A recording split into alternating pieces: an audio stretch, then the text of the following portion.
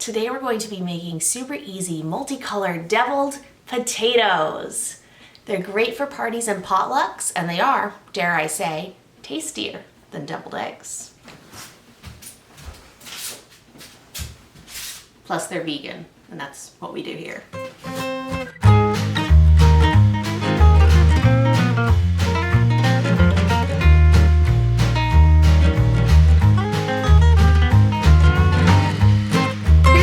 You're going to need to make your deviled potatoes.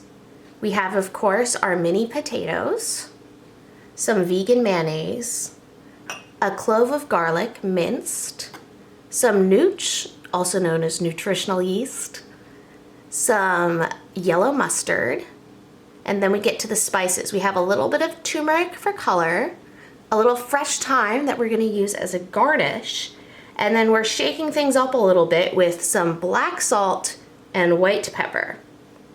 You're also going to want some kind of chives or scallions, which I don't have right here with me, but I think I have a plan for that. Stay tuned. I'm done talking, let's get cooking. Get a saucepan of water to a simmer and add a little salt. We're going to cut our potatoes in half now and then throw them into the simmering water. These will take about 15 minutes before they're done. You can check for doneness by seeing if they're easily pierced with a fork. Keep an eye on them because we want to have a nice and sturdy potato structure and not let them get too mushy. Now that they're done, we'll drain the potatoes and set them aside to cool so you can touch them without pain. Your potato friends should never burn you. Now that they're cool, I'm ready with my grapefruit spoon. The serrated edges of this spoon, along with the scoop, make it the perfect tool for the job.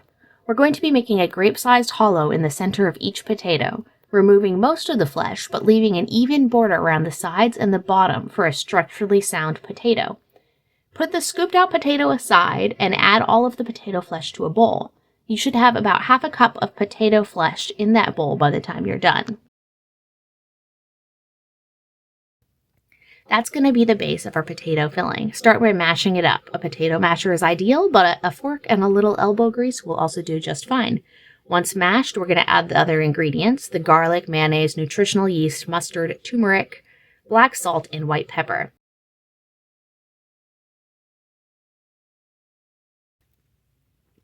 All of the quantities for this recipe are on my website, veryveganval.com, and I'll also throw them in the description box below. Mix it all up, taste, and see how it's going.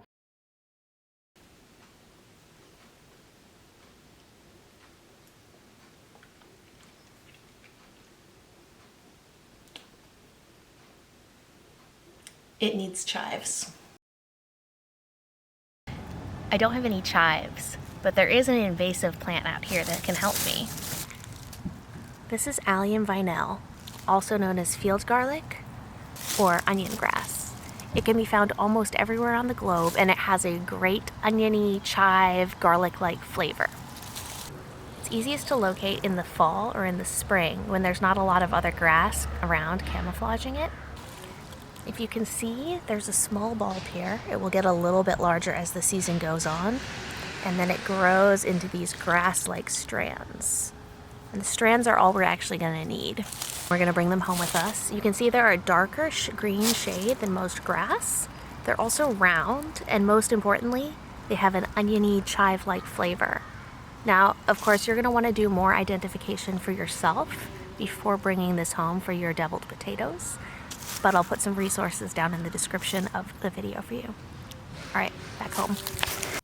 Back in my kitchen, I've washed the field garlic, chopped it, and mixed it into the filling. You can use a spoon to scoop the filling into the potatoes, but I'm going to make it look a little fancier and pipe it. I'm not an expert in piping at all. I'm just going to use a big piping tip to hopefully make this look like an artistic blob of filling rather than just a blob of filling. And I mean, it looks pretty good to me. Let's pipe these all up.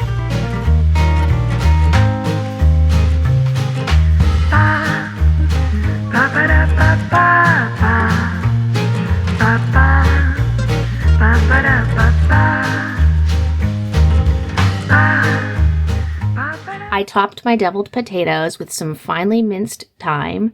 Other toppers you could use would be fresh dill or smoked paprika. Do whatever you like the taste of.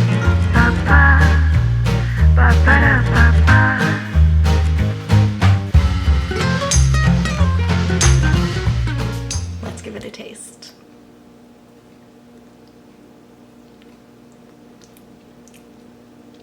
Delicious. They're the perfect marriage of deviled eggs meets potato salad. It's soft and fluffy in the potato on the outside, and the inside is rich with notes of the garlic and the mustard. The salt and the black pepper make you think of eggs without actually trying to replicate eggs. Plus, they're just so stinking cute. How excited would you be to go to a little potluck or gathering and have these here for you? Before we go, I do have one other idea. I have my boiled and scooped out potatoes. I'm going to oil a silicone mat and pop those potatoes on it face down. We're gonna put them in the oven at 425 for about half an hour. Once they've been taken out, we'll let them cool, and then we'll add the filling just like before. And we'll give this guy a little taste too.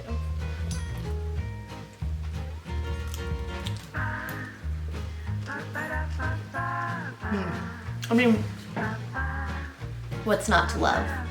All the amazingness of the first one, plus that little crispy edge around the sides. For these ones, I added smoked paprika too. It's another just topping option instead of the thyme. The smokiness, the crispiness. This one's almost like deviled eggs meets potato salad meets loaded potato skins. It's fantastic. It is another step though with roasting the skins. I don't know that I do it every time. You also lose a little bit of the color on the outsides.